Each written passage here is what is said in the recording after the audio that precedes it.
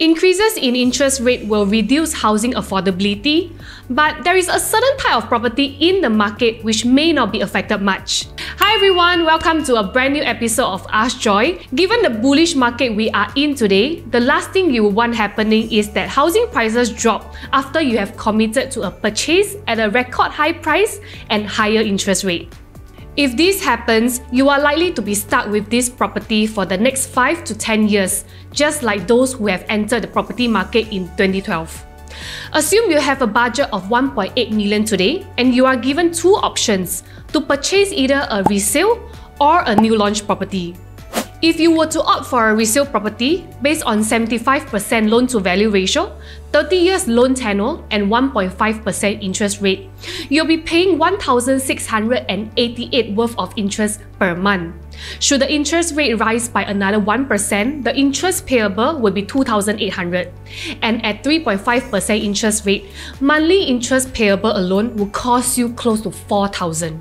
The increment of every 1% interest rate will result in at least an additional $1,000 interest payable per month.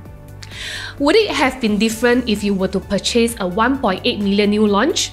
Well, for a start, interest payable is only $113 based on a 1.5% interest rate. This is due to the fact that new launches are based on progressive payment scheme. Should the interest rate raise to 2.5% at the first stage, the interest payable is only an additional $75. And at 3.5%, interest payable is $263. Here's a breakdown of the interest payable at each stage based on 1.5%, 2.5%, and 3.5%. You are not likely to witness a drastic increment in monthly repayments with every 1% interest hike. Unless of course at TOP. But TOP is also the time when you can cash out on your profit after the 3 years seller stamp duty. It is therefore safe to say that not all property types will be greatly impacted by the rising interest rate. Apart from that, based on history, new launches proven that it is able to withstand the transition from a bull market to a bear market. In contrast, the turn for resale properties are sharper. What do I exactly mean by this? Well, the last time the market turned from bullish to become bearish was between 2012 and 2013. Let's have a look at the performances of a resale and a new launch development that are located side by side. This is La Festa, newly launched in January 2013 at the last market peak.